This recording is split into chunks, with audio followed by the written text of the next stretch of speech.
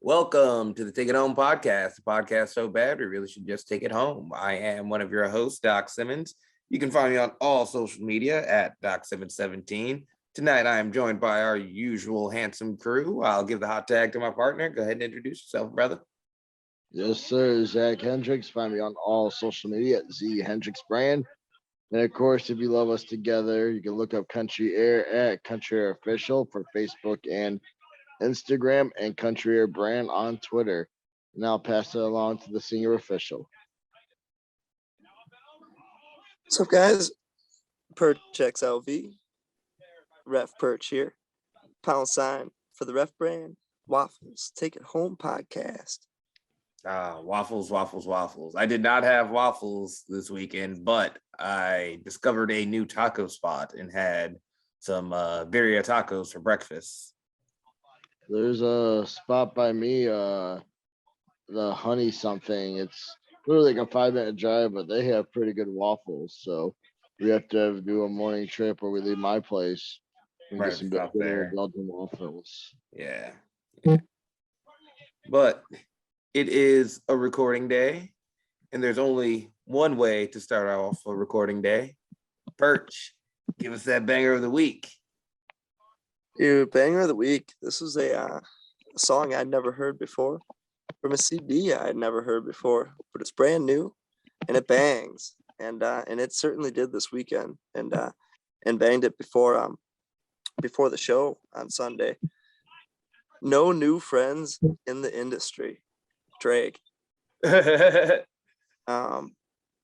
Drake, new CD, and I haven't gotten one since Nothing Was the Same. Remember getting that CD right when it came out. It was good. But like to hear other people's influences when it comes to music, and that was one that was put on, and yeah, no new friends in the industry. Damn good song. Good beat to it. Yeah, Drake's always solid. Can't go too wrong. I am not the biggest Drake fan. I know he did a No New Friend song before, so I wonder if it's a part 2. Oh, maybe. I'm intrigued. Could be. Yeah. Could be. But yeah, this one I like to catch a modern song once in a while. Sure, the music I listen to may be old and we're stuck in the early 2000s. But I like to hear a modern song that bangs. And it could be a guy, it can be a girl, it could be any kind of music, but a modern banger. And that was one from this week, brand new. Nice. Can't go wrong. All right. Well, I might not listen to Drake, but I know we watch a lot of the same wrestling. Zach, what have you been watching this week? Watched a little bit of AEW Dark. I feel like I watched some AEW, but I feel like lately I've been getting it all confused of like if I have seen it or not, because when we did last week, what did I watch? I didn't think I watched AEW until Perch went over his recap. I'm like, oh yeah, I did see all that. Yeah. Currently, I'm actually watching Ring of Honor Final Battle. I'm on match number 2 of the pay-per-view. It's the Fatal 4-Way for the television title with Joe Hendry, Dalton Castle, Silas Young, and Red Titus. And Perch, your homie, Jake Clemens as the ref. Yeah, love seeing him. And Todd Sinclair in there. It's a good crew. Very good crew. But yeah, that's right now. That's pretty much all I've watched. No, yeah. At some point, we watch so much, it all starts to run together. What about you, Perch? Yeah, this week in wrestling. Fun match that I caught I had the family over, and my brother and sister-in-law were over, and sure enough, I had wrestling on, and it was the Rio against Jamie Hayter match in particular, and of all matches, I know what's going on the screen, and I know my family's here, so it's like, are they going to be intrigued by what's going on or not? Like Yeah, it was I love reading the reactions, and they were pretty hooked into watching it for the minute. They're not going to convert to monster wrestling fans, but Man, that brain buster. Yeah, no, I would say, yeah, that match was good, and That's a Rio's been damn. in top form since he's come back. So Yeah, I was surprised. Because Rio in particular is one who is such a small, um, you know, fighter, but a lot of fire. Can you convince to an average person watching, an onlooker, that this person has a chance or can fight? And sure enough, her and Jamie Hayter, that was a gem over the yeah, week. I enjoyed that match. That one stood out more than others. yeah, it was very good, very good. I too caught the AEWs. I'm surprised nobody has brought it up. We're going to be the only podcast Oh, that doesn't bring it up. well, see, this is what I'm talking about. Gotta Hook. talk about Hook. Yeah. Gotta talk See, about Hook. See, here's what I'm telling you. I don't think I don't know. It's all blend so much in because there's so much AEW to watch. I'm like, was it this week or was it last week? But Hook, Yes. Yes, the debut of Hook. I saw a couple of the highlights. I watched the whole less than 5 minute match where it feels like it was longer. I think it was like 3 something. I think it was under 4, but felt longer. Shout out to Fuego del Sol for it takes 2 to tango. So Hook had a great opponent, but man, those two killed it for 4 minutes. It was hot. And very, very surprised with Hook's just confidence in the ring. I guess his presence in the ring. It's just one match, but it was good. if Hook is that good and that technical, like I saw like a guy make a match graphic. I sent it to Doc, and it was like Lee Moriarty versus Hook. And if that's like Hook on the regular, I definitely want to see that match, like between those two guys. Definitely. Yeah, they've been yeah, they went off. It was very good, very good. That's mostly what I've been watching. I've been watching some old NXT stuff, some old DIY, some old American Alpha, just watching some old tag stuff. Oh, I would also be remiss if I didn't talk about the Lucha Brothers versus FTR match from Friday as well to start off the show. Talk about a freaking banger. These guys have gone at it like 3-4 times with very different matches. So good. Very hard to do too. Yeah. Freaking loved the Eddie Guerrero tribute from Phoenix on the accidental belt shot. Like, good call. Goes up to the top rope for the frog splash. Cash popped up on the apron, does his rope walk punt, then does the frog splash, but forgot about the title, so he gets popped. Like, some real good falsies in that match. It was real fun. Really enjoyed it. All right. But enough about TV wrestling that we watch. Let's talk about some wrestling that we did. Let's start with Perch. Yeah, it was a fun weekend. We kicked things off with Brew City Wrestling back at the Elks Lodge Saturday. Always fun to be back at the Elks. Wintertime shows, always a sentimental feeling. It was right when I started, was in that January of 2018. So wintertime, working security at the Elks, anytime coming up to that parking lot, especially during the years where we had to chisel the trailer out of the ice. Yep. We had to park the trailer all the way down at the bottom of the parking lot, and we had to chisel it out of ice just to hook it up to like Bax's trailer hitch, which should not have been pulling a trailer up that hill and then back it in. And that was just so we could unload the trailer just to start working. So, it always hits, and that feeling is strong every time going back to the Elks. Thankfully, things are little bit more improved over the years, and it was a nice, easy setup.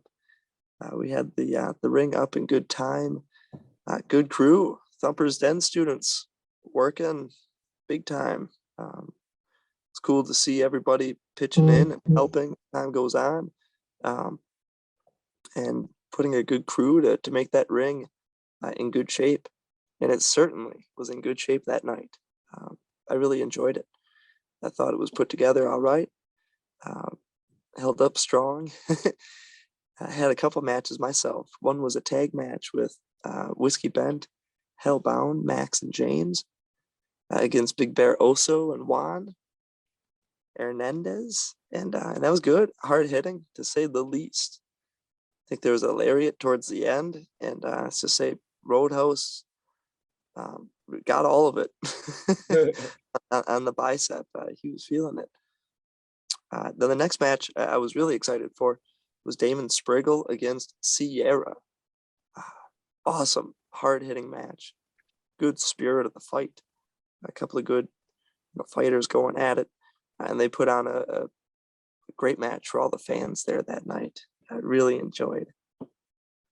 Big headliner of the night was, aside from our boys here on the podcast, if they were here, you could speak all about it. But the headliner of the night was Tyler Pudliner, and that ovation in the center of the ring for everything he's endured, and the strength and the motivation that he gives all of us. That was a hard emotion and awesome feeling coming out of it. Just an awesome guy who's been there cheering for Bruce City longer than we've been there. So it's great to have a guy like Tyler, in our corner, and it was awesome to be in his corner that night.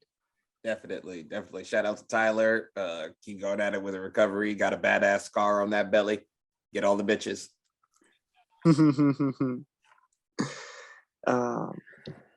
And then we kicked things off to Sunday down in Chicago Heights for Warrior Wrestling.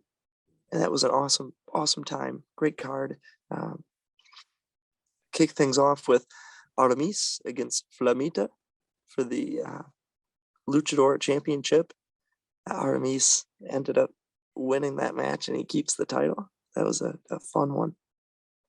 Then, speaking of Fuego del Sol, we had Fuego against Carlos Romo in a good match. A couple of guys I was able to work with for the first time, and was able to learn a lot by being in there. Cool styles between the two of them. And then my last match of the day was a wild scramble match with good homies, really. To be at Warrior Wrestling, it was an awesome setup, great lights, great entrance. Gringo Loco had the music set up. He had the 4, 5, 6 giant speakers. It was such an awesome, stage setting. So to see the 4 people in this match coming out, it was Billy Starks against Axel Rico, against Sky Blue, against Gringo Loco. All good people that we've had the pleasure to share locker rooms with, and share the ring with a handful of times. Just good people. Good 4-way match, and Billy took a power bomb off the top rope.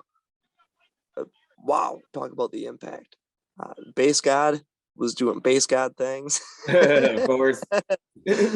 Like none other. He took a dive over the top rope, and it was thunderous. Sky Blue ended up coming out the winner. That was a great time.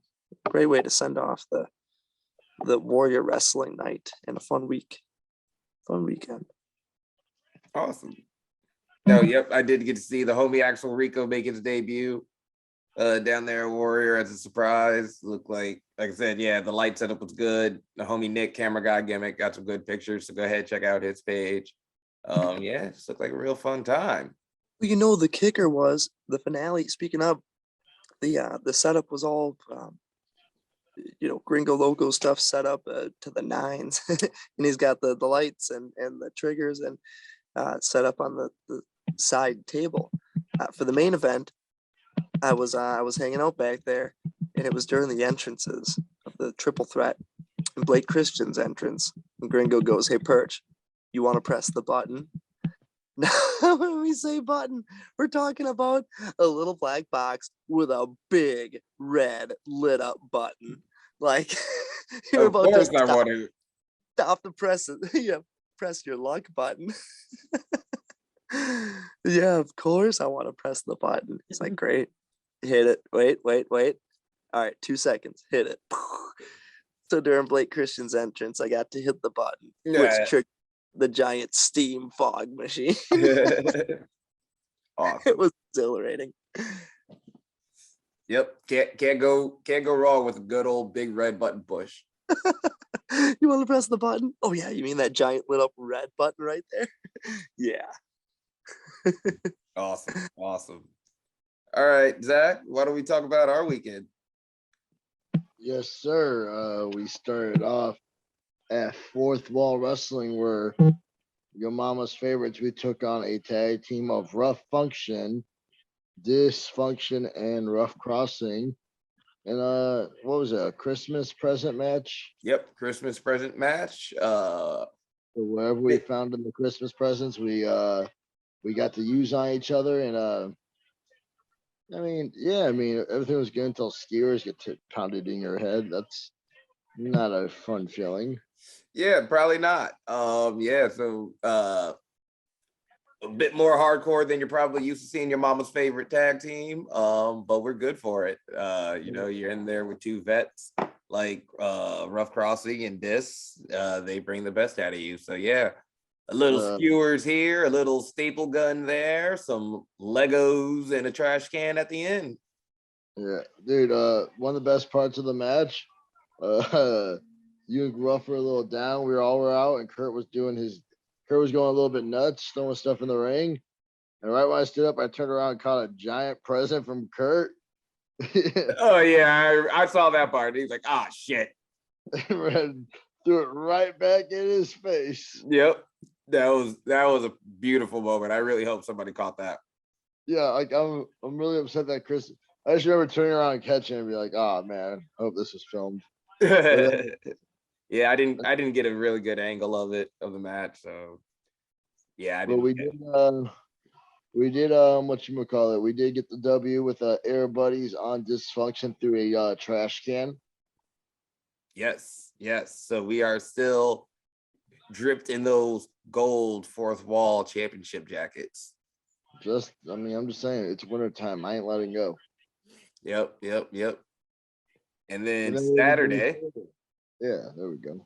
Saturday, long-awaited matchup between those out-of-town shooters, Country Air and Caribbean Arrogance.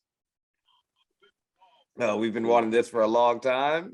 Two guys we trained with, and two guys I guess we should know that we can't trust. I mean, yeah, we have a lot of respect for them. This was a match that all four of us have been wanting. We all talked about. We just wanted to prove who the better tag team was, and I mean, I thought the match was going fairly well. I would say we were fairly even matched. Maybe around the end, them shooters were doing the shooter thing, showing why we had the competitive advantage. But Manny had to go dirty, didn't he? Yes, he did. Pulling the tights on a victory roll. You got Junior in there. Junior's a solid ref, but he those glasses don't help. Those glasses don't help at all. Then at the end, they apologized, shake hands, hug it out. I thought we were good, and I'm not even gonna say it. Nope. Yep. Kick to the nuts. That's disrespectful. Men don't do that to other men. I mean, but luckily, Boss Man came from the back. Slight nut tap to Jay Manny and set up a six-way match for Rise to Honor next month. Yes, sir. Rise to Honor 18. It'll be Caribbean Arrogance, Chuco J Manning, and Kurt Axel Rico taking on the team of your mama's favorite tag team, Doc Simmons and myself, with former NWA heavyweight champion Wildfire Tommy Rich. Yes, sir. So be a nice classic, lots of bodies flying everywhere. So be sure to grab your tickets for Rise to Honor. I'm pretty sure front row is already sold out. Yeah, we're sold out during intermission. Yep. So grab those GA tickets. We have solidified sections now. The seating setup is much better. A general admission is pretty freaking good. But yeah, fun weekend, fun all around. Can't wait to be back at Bruce City next month. Also, talking about Bruce City next month before we go to the next segment. What else do you get at Rise Time besides watching the 6-man tag? You also get there's a meet and greet available to meet Tommy Rich, along with 2 other names, the Rock and Roll Express and Jerry the King for those who missed Bruce City. Yes. So yes, Rise to Honor will have Tommy Rich, Jerry Lawler, and Rock and Roll Express. I was about to say their individual names and almost smushed it all together. But yeah, get those tickets while you can. It'll be a good time. All right. Let's go into our topic of discussion this week. I posed a question to the guys. It might be a little rough because I guess all the wrestling is kind of running together. But I asked the question: what storyline right now in wrestling currently has you the most excited? I will go first, and it's very easy for me. It's Hook. I want to see what Hook's going to do next. I am so excited for whatever his next match is, but I am of the camp is that they need to use him sparingly. But I am very, very excited for the next time somebody has to say, send Hook. We're sending Hook in. Super excited for that. This has just been a great build to a debut. You could say it was memes at first, but he stuck with it and organically got over. The chips were great. Who doesn't like a bag of chips? So and him for the most part not saying a word this whole time. His entrance being mostly no emotion on his face, have that intensity in the ring, and then after the win, just walk away once again, no emotion. It was just a job. It was just business. They sent him out there to do something, and he did it. I'm super excited to see where they go with this. Obviously, I'd like to see him in some longer matches at some point, but if we just keep getting stuff like this for a little bit, sparingly, I'm gonna be more than satisfied. I agree. I think I do agree that I don't think Hook should be like an every week show type of guy. I want, like you said, I want to see him get used sparingly. But the storyline I think I'm most captivated in is I think that's something like AEW does well. They have a lot of great captivating stories, and I'm gonna go with probably the most generic one, but I am really looking forward to seeing Daniel Bryan versus Hangman Adam Page. I like Daniel Bryan's swagger. I like everything he's done since he came to AEW. I like how he's running through all of the Dark Order. I don't know if AEW is just really good at storytelling, and they plan years in advance, because it was very cool that they were able to line up all these Dark Order members, towns in a row leading up to Hangman Adam Page. That was pretty darn cool. Yeah, I don't know how much they had planned that. I think they just ended up being lucky that the Dark Order is such a big group. And that most of the towns they haven't hit a lot of new places. They've been hitting the same places. I think they just announced Chicago. They're coming back in February 2nd. Yeah, so I think I think they would have been fine, but you can't think that they had parts of this. That they had planned out. Like, the good thing about AEW is, sometimes the storylines are very, I guess, cliche and obvious, but they deliver on those. And Adam Page's rise to champion, you could see a 1,000 miles away. But having Bryan Danielson be the variable in that, I think, just worked out perfectly for them. Oh yeah. And I mean, before Hook, if Hook hadn't debuted, that would be the most exciting storyline in wrestling for me. Like, it's definitely my number 2. Perch. Yeah, I would say a big one right now revolves around where will the Briscoes end up? Not necessarily where they'll end up, but where are they going first, next, last? With ROH being gone for the foreseeable future, a tag team like the Briscoe boys are loose. They were day one. So, I'm really intrigued to see the matchups and the places that they're going to find themselves. I know you stay away from spoilers, but we might have an idea. I saw, and I'm very excited. Oh, good. This is Yeah, what I'm thinking. Yes, but we'll let Perch find out naturally. yeah. Yeah. We'll let it happen as it comes naturally. But yeah, really excited.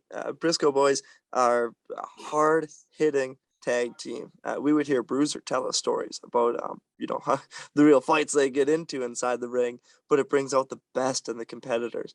The spirit of the fight is what I love in pro wrestling.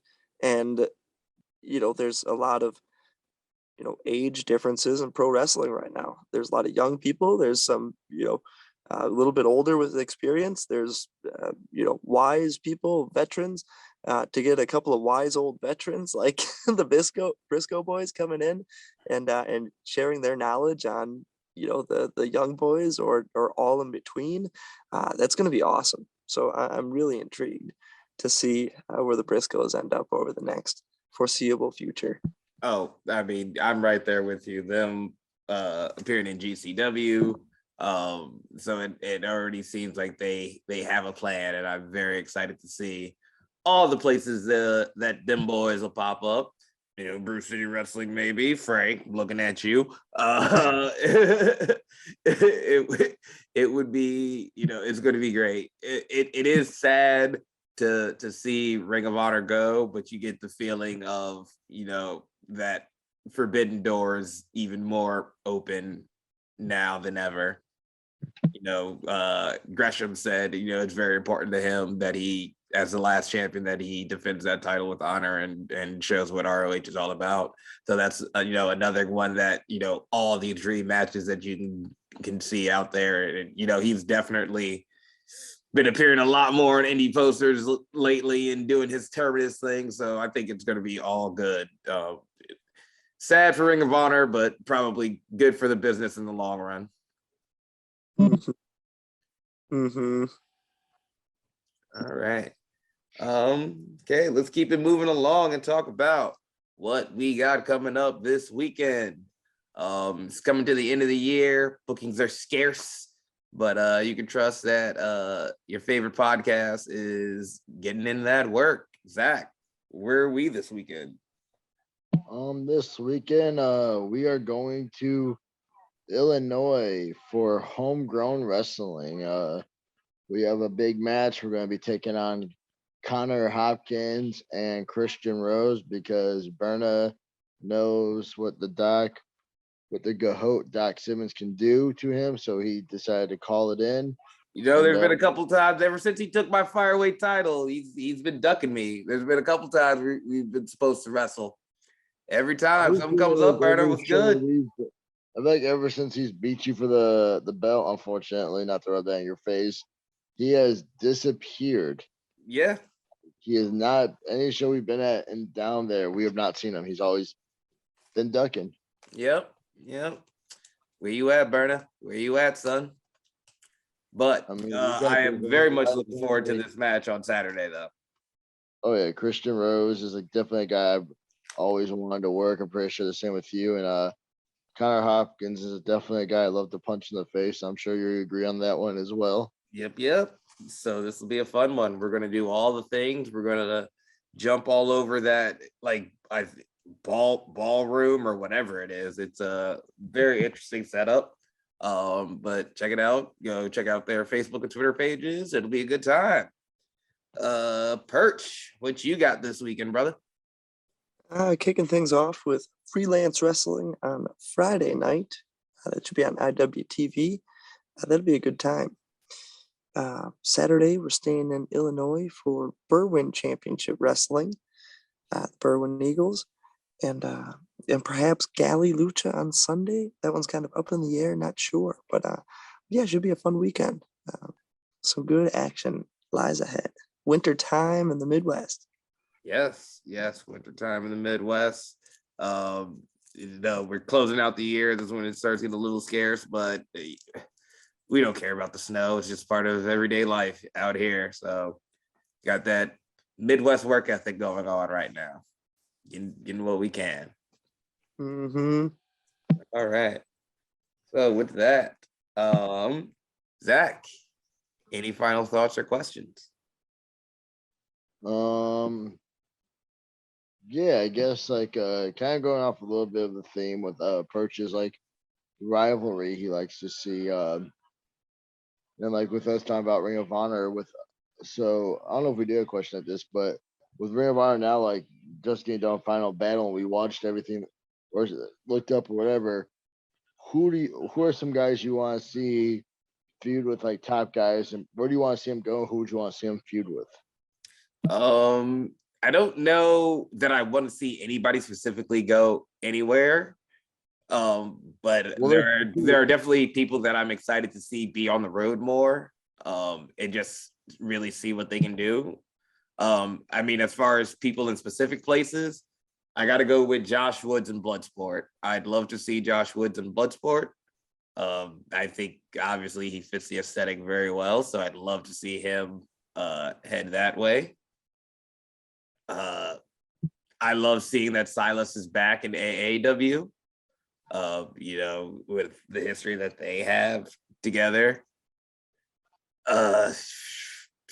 You got Gresham out there. We got to get him in Moriarty at some point. I imagine that somebody's got to be working on that. But yeah, there's so many matchups. Like I hinted to it earlier. Briscoe's Country Air. I'd love to see them show up and anywhere that we can wrestle them. We'll just show where they're at. Yeah, so schedule. Like this is the thing. It's like, yeah, this just that Forbidden Door might as well be no more at this point.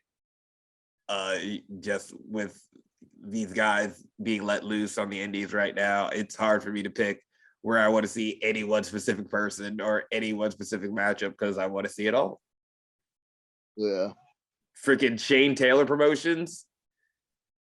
I would just like that whole group to just do an invasion anywhere. I mean, Shane Taylor promotion against like I don't know, like another big faction like either like the Bloodline or freaking Dark Order or something. Yeah, right. So much. Yo, random thing though. I'm watching Ring of Honor Final Battle. I5 Tom's there.